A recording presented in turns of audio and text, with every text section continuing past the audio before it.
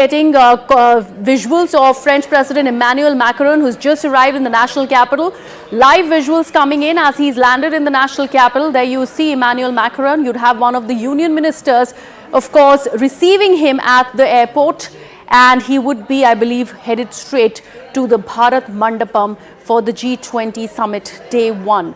You can see shots of Emmanuel Macron there and the dignitaries who are visiting along with that entire delegation. They are well received here in the national capital, and from here on he heads to the Bharat Mandapam for the G20 Summit. This also becomes a very crucial and an important visit by France in India.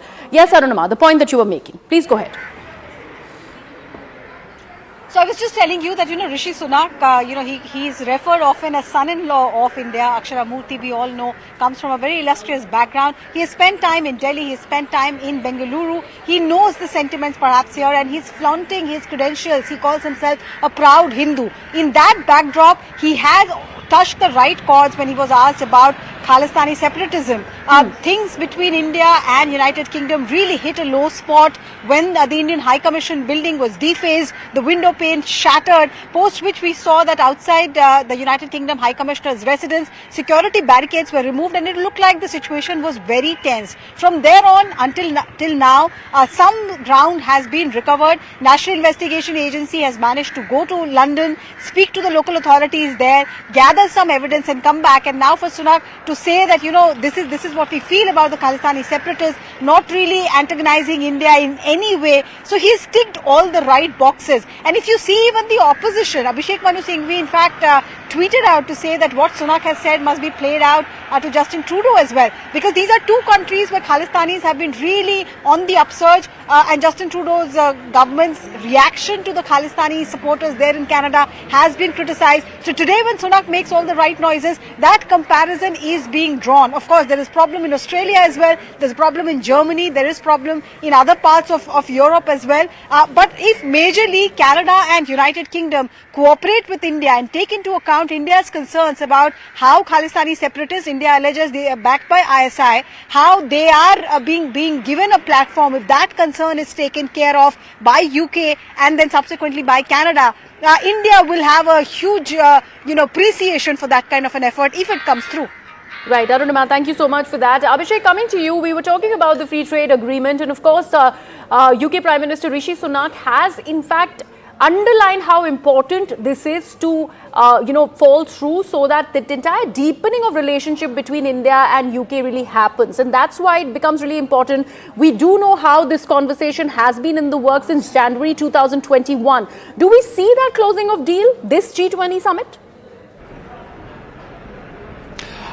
We see closing of the deal in the near future, but not exactly now, because it has been talked that most of the elements of the deal which were controversial, which were not being comfortable, the two sides were not comfortable, they are being reached upon to an agreement. And now if all goes well, then in a couple of months from now, it could be a possibility that the Prime Minister of UK would travel back to India again, and he himself will be able to sign the deal with Prime Minister Modi. That will be a spectacle that both sides have been wanting, because ever since the Brexit, UK has been wanting to strike this deal with India. That would be one of the first, and that would also give him some sort of political leverage in his domestic politics, where it is being said that his party is not going to do well if the elections are going to be held next year.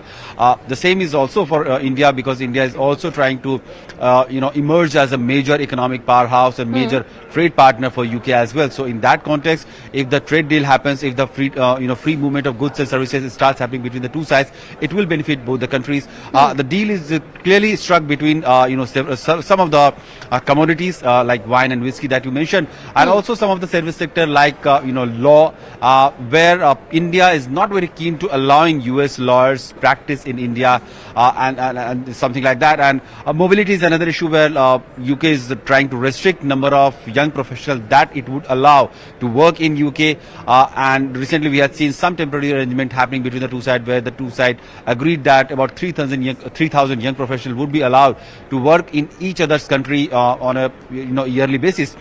More visa is something that India is wanting to have, because about 2 million people of Indian origin live in UK. About 1.6 million of them have been British nationals now, but still about 4 lakh to 5 lakh in NRIs are also living in UK. So there's a clearly huge presence of Indian diaspora, which becomes a very influential part of socio-political and economic aspect of UK society. So keeping in that mind, UK Prime Minister's this visit and his bilateral talk with Prime Minister Modi holds a lot of significance. Right. Thank you so